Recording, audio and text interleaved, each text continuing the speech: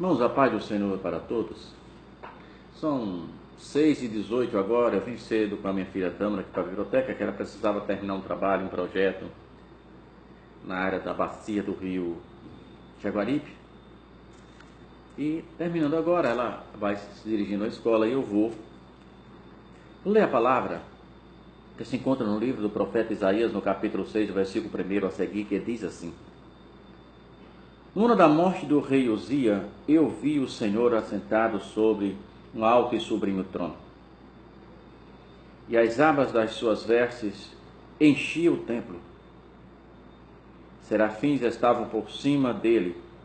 Cada um tinha 6 asas. Com 2 cobriu o rosto, com 2 cobriu os pés, e com 2 voavam. E clamavam uns para os outros, dizendo: Santo, Santo, é o Senhor dos exércitos, toda a terra está cheia da sua glória. E as bases do limiar se moveram à voz do que clamava, e a casa se encheu de fumaça. E então disse eu: ai de mim que estou perdido, ai de mim que estou perdido, porque sou um homem de lábios impuros, e habito no meio de um povo de impuros lábios, e os meus olhos viram o Rei, o Senhor dos exércitos. Então um dos serafins voou para mim, trazendo na mão uma brasa viva, que tirara do altar com a tarnace, e tocou-me na minha boca e disse-me: eis que perdoado o teu pecado. Depois disso ouvi uma voz que me dizia: a quem enviarei? A quem há de ir por nós? E disse eu: eis-me aqui, envia-me a mim. Vou voltar aqui no livro de Jó, no capítulo 42. E o versículo 42 e o versículo 5, Jó diz: eu te conhecia só de ouvir, mas agora os meus olhos te veem. Eu já falei, irmão, muitas vezes, que é maravilhoso quando a gente começa a contar as maravilhas do Senhor que tem feito, as experiências de grandes homens de Deus que passaram. Quem lê aqueles livros, Heróis da Fé, que é um livro recomendado para todo mundo, você vê grandes experiências. Quem lê David Wilkerson, A Cruz e o Punhal, também grandes experiências. David Wilkerson, Depois da Cruz e o Punhal, grandes experiências. Grandes homens de Deus. Quando você lê Ivan, Soldado Torturado e Morto, grandes experiências. Mas, irmãos, tem uma grande diferença. 2 homens de Deus, em situações completamente diferentes, tiveram os encontros reais com Cristo e mudaram a sua concepção acerca de Cristo. O profeta, Deus permite a morte do tio do profeta Isaías. O profeta Isaías era da família real, seu tio era o rei. Deus permitiu a morte dele para ter um encontro realmente real. Isaías já era profeta, mas ainda precisava algo mais. Precisava ter ele mesmo um encontro real com Cristo. E quando ele mesmo tem esse encontro real com Cristo, muda completamente a sua concepção. É uma história muito parecida com a de Jó.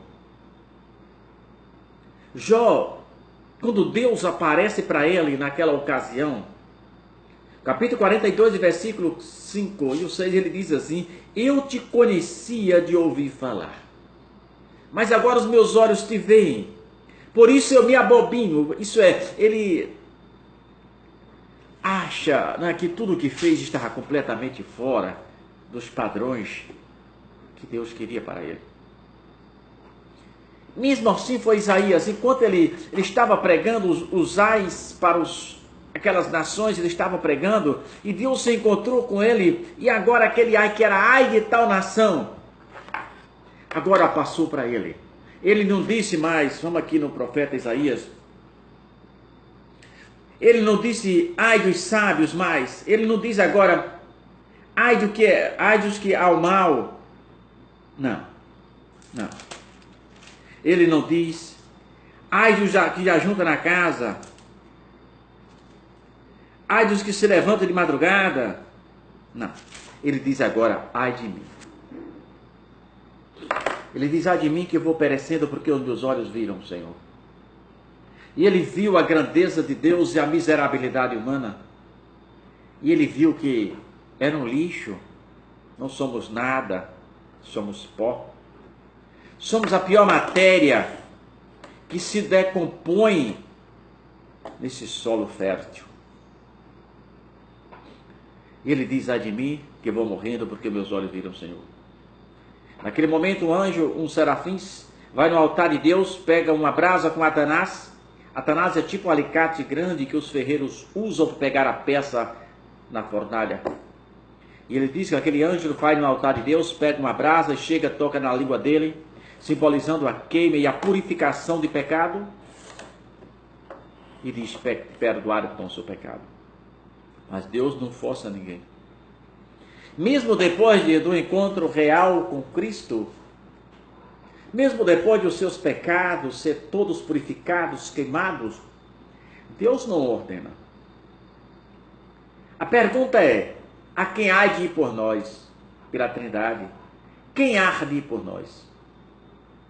E agora, o profeta que depois que teve um encontro real com Cristo, tem a ousadia e o desprendimento e o despojamento de si mesmo. E diz, eis-me aqui, envia-me a mim.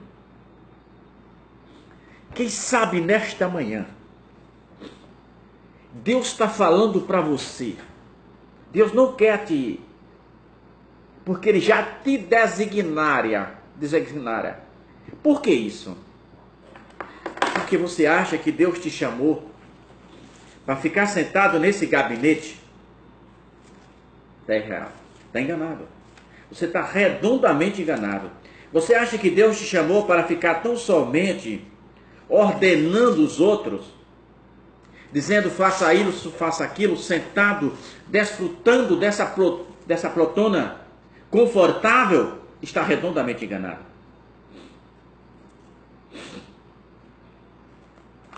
Deus te chamou para isso. João 15,16. Não foste vós que me escolheste a mim?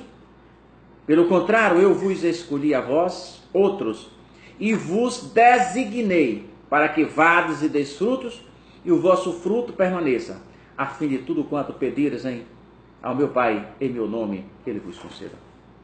Deus não nos chamou para nos escondermos. Deus não nos chamou para nos entrecheirarmos. Não. Deus nos chamou para ir. Deus nos chamou para descer os campos e valadas. E ali, Deus agora conscientiza Isaías que a sua vida espiritual está livre, mas Deus não manda. Deus diz, a quem há de ir por nós? E ele agora, cheio de amor pelo Evangelho, ele diz, eis-me aqui, envia-me a mim. E o Senhor enviou. É fácil vida de profeta? Não.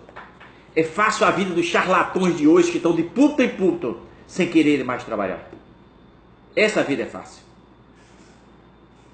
De cantores que se tornaram milionários, enganando a igreja de Cristo.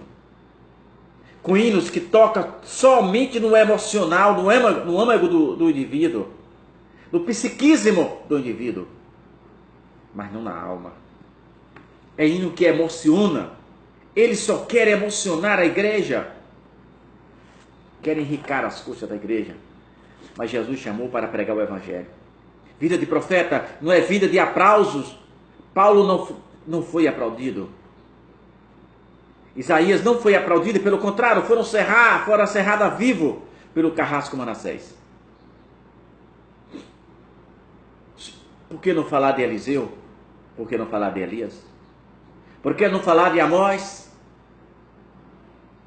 Por que não falar de Jeremias no calabouço da vida?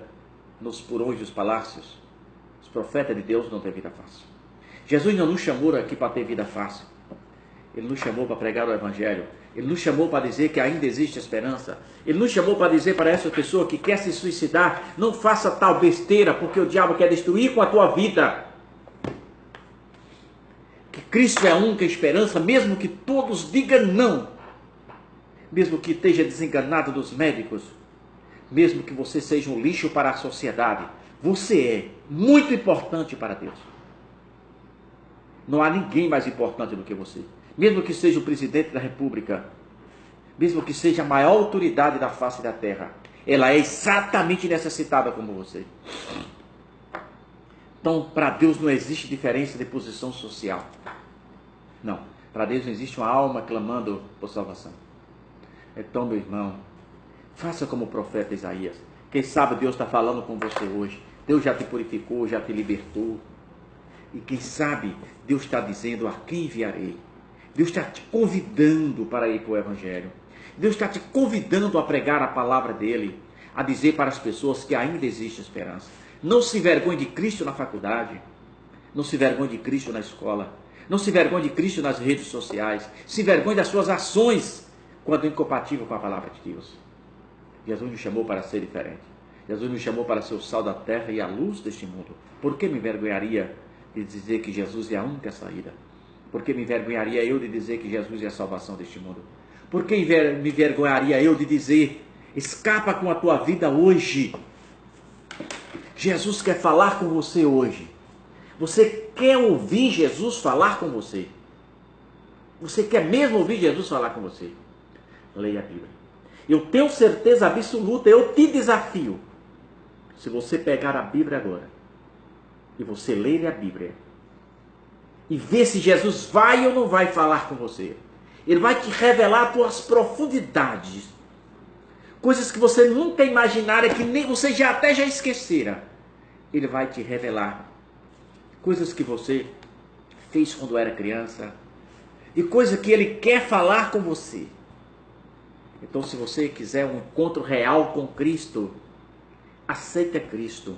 Ele é a única saída. Não adianta mais. Se engana as pessoas.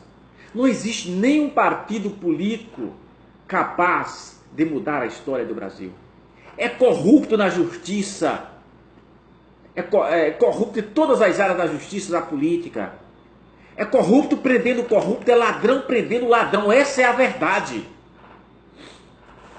Sou oportunista prendendo os oportunistas.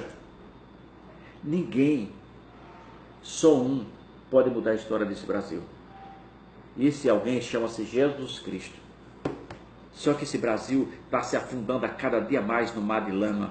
O Brasil as pessoas estão caminhando numa areia movedice, as pessoas zombando de Cristo.